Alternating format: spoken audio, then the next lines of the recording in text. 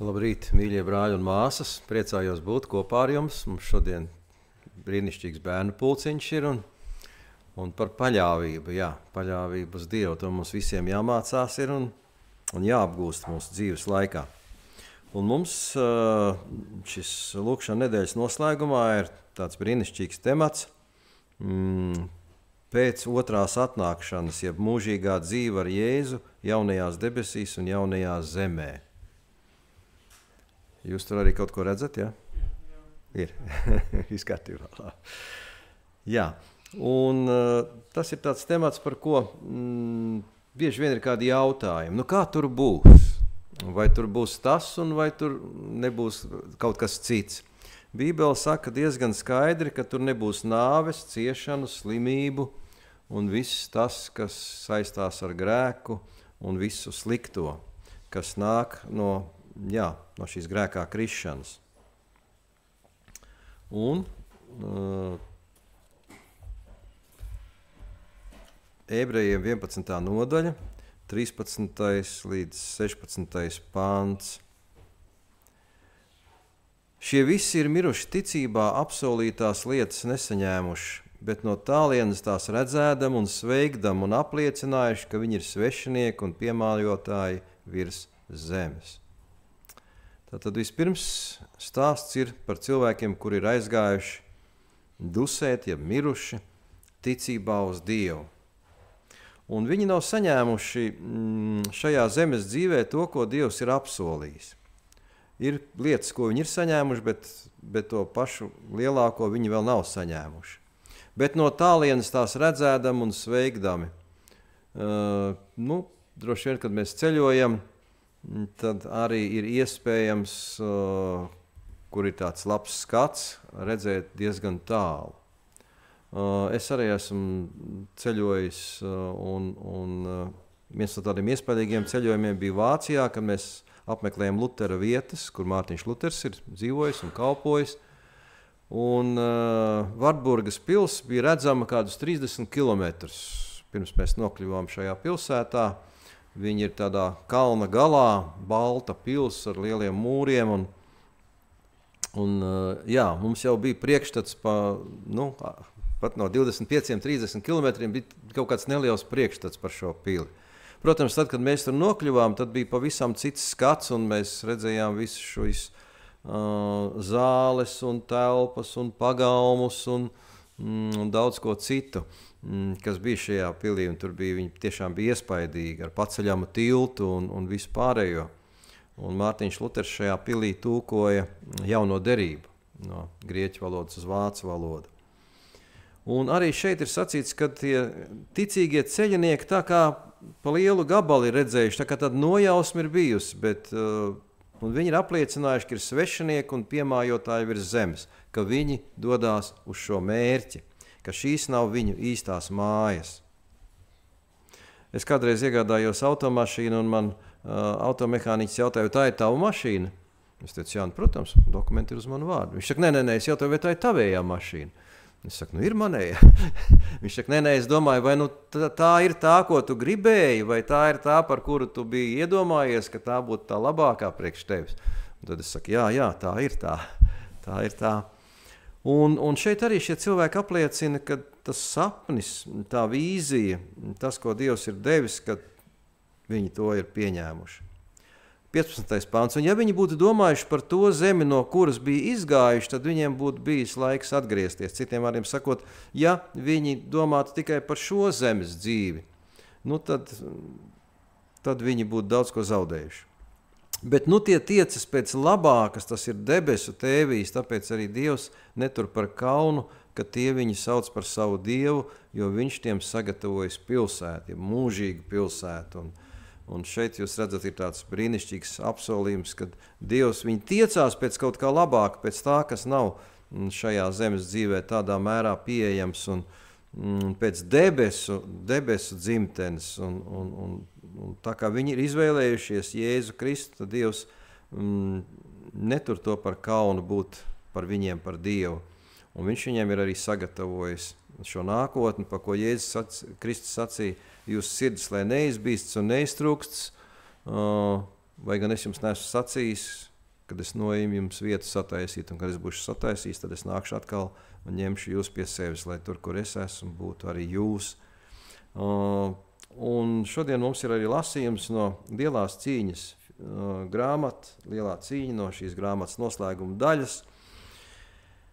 Un Elena Vaita tātad, ko Dievs viņai rādījis par šo jauno zemi. Kad mēs lasām vai klausamies par šo jauno zemi, tad ir lietas, kuras varbūt nav tik precīzi aprakstītas un tik skaidri izteiktas, un mums ir jāsaprot, ka vienkārši to nevar tā izteikt un aprakstīt. Tas ir kaut kas tikai attālu līdzīgs tam, kas ir šeit, ko mēs šeit redzam un ko mēs saprotam un pieņemam.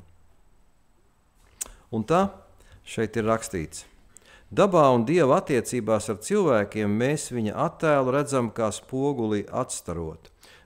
Jāsaka tā, ka spogulis ir diezgan laba liecība šodien, bet senos laikos tā bija tāda nedaudz nospodrināta metāla plāksne, kur tas attēls bija tāds blāvs. Tāds apmēram kaut ko redzēt var, bet precīzi un skaidri nevar. Un tad mēs redzam, kā spoguli atstarot. Bet tad viņu skatīsim vaigu vaigā bez jebkāda aptumšojoša aizsega. Jo vairāk cilvēki iepazīst Dievu, jo abrīnojamāks tiem kļūs radītāja raksturs. Tāda ir šī ievada atziņa. Un mēs jau izlasījām šo raksturvietu vēstuli Ebrejiem 11. nodaļā. Izglābto mantojums Bībelē ir nosaukts par zemi. Tur debesu gans vada savu ganāmpulku pie dzīvā ūdens avotiem. Dzīvības koks katru mēnesi nes savus augļus, un koka lapas kalpo tautām par labu, citos tūkumos teikts dziedināšanu. Tur ir mūžīgi plūstošas straumes, skaidras kā kristāls, un to krastos kupli koki met savu ēnu uz takām, kas sagatavotas kunga atpirktajiem. Plaši līdzenumi vietām pāriet skaistos pakalnos, un Dieva kalni ceļ augšup savas cēlās virsotnes. Šajos mierīgajos līdzenumos, blakus dzīvajām straumēm, tagad sev pastāvīgas mājas atrod Dieva ļaudis, kas tik ilgi bija klīduši kā ceļnieki. Šeit ir viens no šiem aprakstiem, un jāsaka tā, ka ir šeit virs zemes arī tādas vietas, kas līdzinās šim aprakstam. Un viņa nav pārāk daudz, bet tādas ir. Ir arī kalni, kas ir, man patīk kalni, es esmu redzējis, bet ir kalni, kas ir tādi tumši, no tumšas materiāla, tumši akmeņi, gandrīz melni, viņi ir tādi drūmi tādi. Un no otras puses es esmu bijis arī dažos tuksnešos, un šajos tuksnešos tiešām nekas neaug, tikai lietus periodā, tad tur viņš paliek tāds zaļš tas tuksnesis, un tas tuksnesis ir tāda vieta, no kurienes gribās ātrāk tikt projām. Un tādi tuksneši izrādās aizņem ļoti lielu daļu no zemes teritorijas, arī Austrālijā. Es neesmu bijis Austrālijā, bet es lasīju, kad es tagad neatceros precīzi tos procentus, bet es biju pārsteigts, cik milzīgs procents no Austrālijas teritorijas ir tuksnesis. Tātad tikai ļoti nelielas piekrastes teritorijas ir apdzīvojams. Un tāpat tās arī Āfrikā un arī citos kontinentos, Āzijā un lielais tuksnesis Mongolijā. Ja? Mongolijā tikpat iedzīvotāji kā Latvijā, kaut gan zeme ir, es nezinu, vairākas 10 reizes lielāka šī teritorija ir, jo tur arī ir tuksneši, kas ir pamatā neapdzīvoti. Tātad, zeme ir tuksnešaina un bieži vien arī izpostīta, arī Āzijā ir zeme ir piesārņota, un arī ne tikai Āzijā, daudz citu vietu pasaulē. Un tātad šeit ir šis apraksts, kad šī zeme ir atjaunota, no jauna pārradīta, tur nav vairs šī piesārņojuma, nav visa tā, kas ir grēka sekas. Un tad turpinājumā tur ir rakstīts: tur stāv jaunā Jeruzaleme, godības pilnā jaunās zemes galvaspilsēta, kā skaists vainags kunga rokā un kā ķēniņa galvas rota tava Dieva rokā. Tā spožums bija tam visdārgākajam akmenim līdzīgs, it kā jaspisa akmenim, kas spīd kā kristāls. Arī atklāsmes grāmatā Dieva troņa aprakstam ir izmantots šis jaspis, šis kristāls, kas atstaro gaismu, un šī gaisma tātad tiek lausta un ir ļoti iespaidīga, un tas ir viens no dārgākajiem kristāliem. Un tad ir tālāk teikts, tautas staigās viņas gaismā, šīs godības gaismā, un visas zemes ķēniņi nesīs turp savu greznumu. Kungs saka, es priecāšos par Jeruzalemi un līkšmošos par saviem ļaudīm. Redz, Dieva mājoklis pie cilvēkiem, viņš mājos viņa vidū, un tie būs viņa ļaudis, un Dievs pats būs ar viņiem. Mums šodien ir grūti saprast, ko šie vārdi nozīmē, ka Dievs klātienē ir ar mums. Mēs priecājamies, kad mēs apzināmies Dieva klātbūtni, kad mēs varam apzināties, kad no rīta mēs pamostamies, kad mēs sakam savu rīta lūkšanu, ka Dievs dzird šo lūkšanu un arī atbild šīm lūkšanām, un ne tikai rīta lūkšanu, visas dienas gaitā. Un ka neviena lūkšana neiet zudumā, un tā ir pie Dieva, tās ir ļoti dārgas Dievam, aizlūkšanas un vispārējais. Un šajā pirmajā sadaļā, ko mēs izlasījām, mēs redzējām divas ainas. Viena aina, tātad šī jaunā zeme, tur līdzenumi, strauti un kalni un ielejas skaistas pildītas ar ziediem. Un otrā ir pilsēta. Un tad reizēm cilvēki saka, pilsētā gan es negribu dzīvot, es gribu laukos. un šeit ir šī brīnišķīgā iespēja, kad cilvēki pilsētās nedzīvo. Viņi apdzīvo šo skaisto zemi, šo krāšņo zemi, un mēs lasīsim arī tālāk, kas tur vēl būs īpaši. Un pilsēta ir tā vieta, kur cilvēki pulcējās uz šīm svinībām, uz satikšanos ar Dievu, un tie ir svētki. Un tur arī atklāsmes grāmatā ir sacīts, kad šī Jeruzaleme nonāk no debesīm, viņa ir kā līgava sagatavot savam līgavainim. Pats skaistākais, ko Dievs ir sagatavojis saviem bērniem. Un tad otrā sadaļa mums ir, kā tas izskatīsies. Kā tas varētu izskatīties? Atklāsmes grāmatas 22:5. Tur nebūs vairs nakts, ne sveces, ne saules gaisma, tiem nebūs vajadzīgi, jo Kungs Dievs izlies gaismu pār viņiem, un viņi valdīs mūžīgi mūžam. Nebūs vairs nakts, nebūs arī saules gaisma. Ko raksta Elena Vaita? Dieva pilsētā nebūs vairs nakts. Atpūta nevienam vairs nevajadzēs, un neviens pēc tās neilgosies. Kāpēc? Nebūs noguruma. Neviens nenogurs, darot Dieva prātu un pienesot slavu viņa vārdam. Mēs vienmēr izjutīsim rīta svaigumu, un vienmēr būsim tāli no dienas norieta.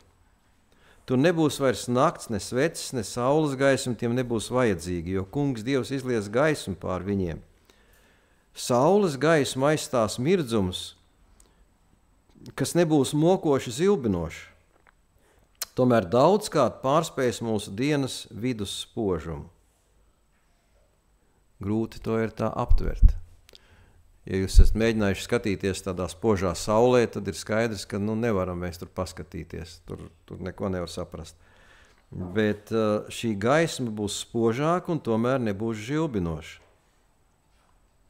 Dieva un jēra godību svēto pilsētu piepildīs ar nekad nedziestošu gaismu. Izglābties staigās mūžīgās dienas bez saules godībā. Tad tā būs Dieva godība, kas izstaro šo gaismu. Tālāk Jāņa apraksts. Apstuļa Jāņa. Tempļa es tur neredzēju, jo Kungs Dievs visvaldītājs ir viņas templis un jērs. Dieva ļaudīm būs tiesības brīvi satikties ar tēvu un dēlu. Man šķiet, tas ir brīnišķīgs apsolījums. Dieva ļaudīm būs iespēja brīvi satikties ar Dievu tēvu un Dievu dēlu. Mēs tagad visu redzam mīklaini kā spogulī, 1. Korintiešiem 13. nodaļā Pāvils raksta. Dabā un Dieva attiecībās ar cilvēkiem mēs viņa attēlu redzam tikai atstarotu, bet tad viņu skatīsim vaigu vaigā jeb tieši, bez jebkāda aptumšojoša aizsaga. Mēs stāvēsim viņa priekšā un redzēsim kungu viņa vaiga godību. Atpestītie tad atzīs, tāpat kā viņi ir atzīti. Mīlestība un līgsmība, kuru pats Dievs ir ielicis katrā dvēselē, tur atklāsies vispatiesākā un jaukākā veidā. Šķīsta satiksme ar svētām būtnēm, harmoniska sabiedriska dzīve ar svētlaimīgajiem eņģeļiem un visu laikmetu uzticīgajiem, kas savas drēbes mazgājuši un balinājuši jēra asinīs. Svētās saites, kas debesu saima atkal savienos ar ģimeni virs zemes. Tas viss vēl vairāk papildinās atpestīto laimi.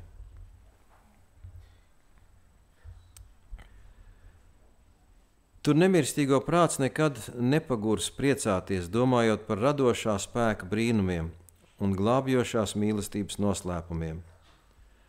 Tur nebūs nežēlīgi un viltīgi ienaidnieki, kas kārdina aizmirst Dievu. Tiks attīstītas visas dotības un palielināsies visas spējas. Zināšanu iegūšana nenogurdinās prātu un neizsmels enerģiju. Tiks īstenoti visgrandiozākie pasākumi, sasniegts visaugstākās ieceres un viscēlākie mērķi, un tomēr vēl ar vienu pavērsies jauni augstumi, kas jāizsniedz, jauni brīnumi, jaunas patiesības, kas jāizprot, jauni mērķi, kas prasīs prāta, dvēseles un miesas spēkus. Un šeit ir atbild uz jautājumu no tiem cilvēkiem, kur saka, vai tur nebūs garlaicīgi. Reizēm cilvēki saka, nu jā, bet vai tur gadījumā nebūs garlaicīgi? Un ko tad mēs visu mūžību tur sadarīsim? Un šeit ir nedaudz aprakstīts tas, kad tās iespējas, ja, tās. Un es domāju, ka jā, daži šajā zemes dzīvē ir apguvuši, teiksim, mūzikas instrumentu spēli un daudz ko citu. Es to esmu atstājis uz to laiku, kad es ceru, kad varēšu arī tur mācīties. Un tagad mūsu nākošā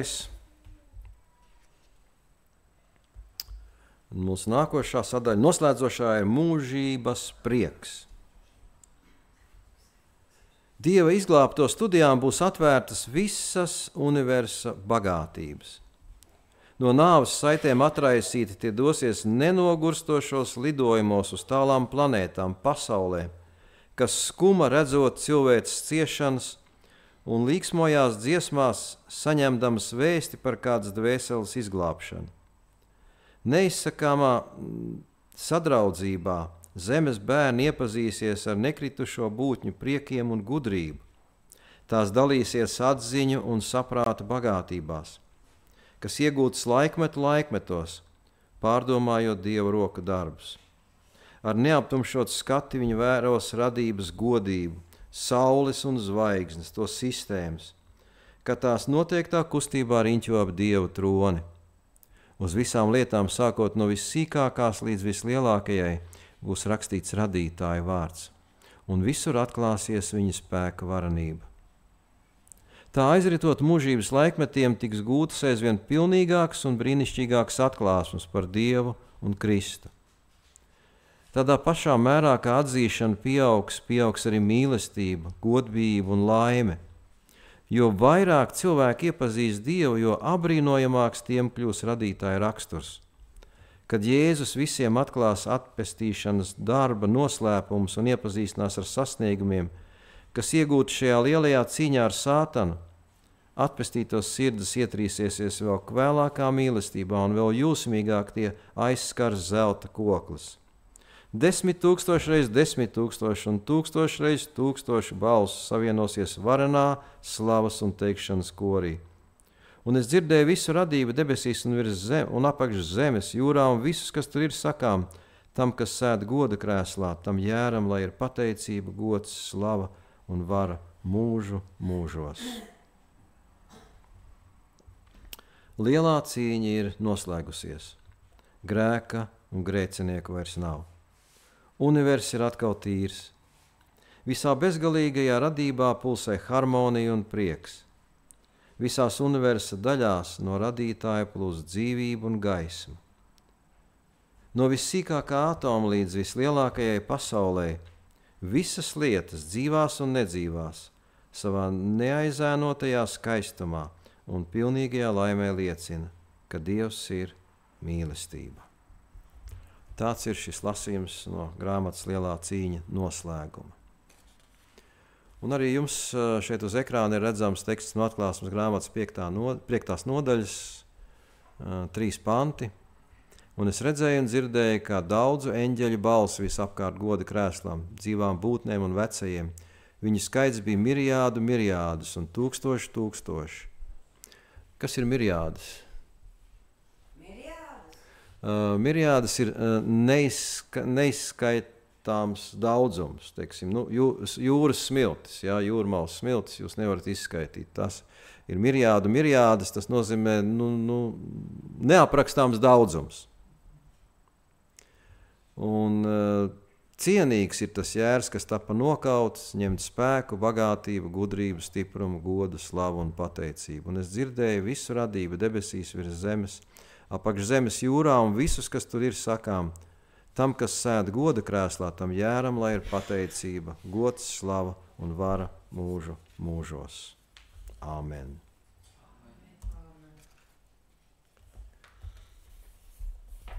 Un tagad es gribētu jūs aicināt sadalīties mazās grupiņās, tā pa 3 līdz 4 cilvēkiem. Un jūs varat arī pārunāt šos jautājumus un varbūt dalīties arī savās dvēseles ilgās.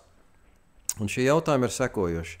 Kas tevi motivē izvēlēties Jēzu Kristu un mūžību? Kas ir tas, kas tevi personīgi ir uzrunājis, ka tu saproti, ka šīs pasaules valdnieka piedāvājums nav nekas salīdzinot ar to, ko piedāvā Jēzus Kristus? Otrais jautājums. Ko tu vēlētos sastapt mūžībā? Ko tu vēlētos tur piedzīvot un ko tu vēlētos paveikt? Kas ir tie sapņi, ko nevar īstenot šeit, bet ko tu varētu īstenot tur? Un trešais jautājums ir, kā mēs varētu iedrošināt citus cilvēkus izvēlēties Jēzu Kristu un mūžību. Es esmu sastapis vairākus cilvēkus, kuri uzklausa varbūt šo piedāvājumu, tad saka, man jau šķiet, ka šīs zemes dzīve ir reālāka, patiesāka un svarīgāka. Kādi varbūt jums būtu pēc šīs dienas lasījuma un Bībeles tekstiem? Varbūt jums ir kādi jauni argumenti, ko sacīt cilvēkiem, kuriem ir šādas domas, ka šīs zemes dzīve ir svarīgāka un vērtīgāka. Un tā es aicināšu jūs sadalīties pa 3, pa 4. Mēs arī šādās grupiņās pēc tam arī pielūksim. Ja, tagad būs laiks pārunām un pēc kādām 5 minūtēm tad es došu nākošo signālu, un tad būs laiks lūkšanā, lai mēs to darītu vienlaicīgi. Labi? Jā, tad jautājumi ir jums priekšā. Varat dalīties.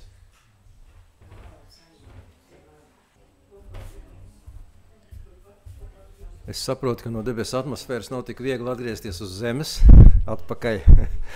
Bet, jā. Paldies Dievam, ka viņš mums dod šādas diezgan skaidras norādes, kuras nevar ietērpt tādos vārdos, jo Pāvils saka neizsakāma godība. Ja, tātad vārdos neizsakām. Bet paldies, ka jūs arī viens ar otru dalījāties šajās pārdomās. Un Elena Vaita iesaka biežāk domāt par šo. Biežāk domāt, pārlasīt, domāt, un lai jūsu domas un sapņi jau tiecās uz turieni, lai jūs arī savu teiksim, tā teikt, nekrātu mantu virs zemes, bet krātu mantu debesu, mantu glabātuvēs un tā.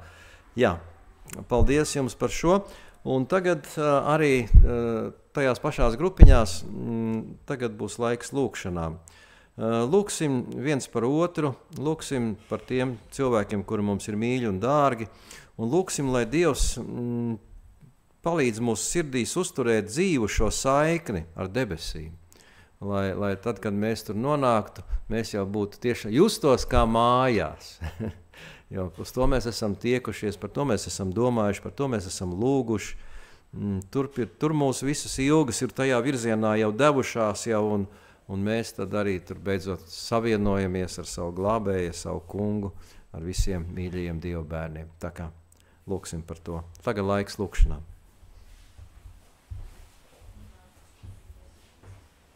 Svētais un mūžīgais Tēvs debesīs, mēs pateicamies par šīm brīnišķīgajām atklāsmēm, kas mūsu prātu un sirdi ielīgsmo ar ainām no jaunās zemes, kur nebūs vairs grēka, ciešanu, nāves, kur viss un visā būs Kristus, kur mums būs iespēja ar viņu satikties un sarunāties.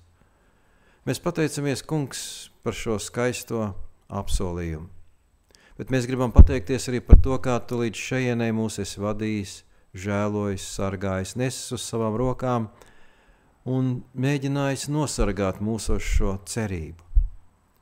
Lai ienaidnieku piedāvājumi mūs neaizvilinātu prom no šīs sapņa, par kuru skaistāka nav.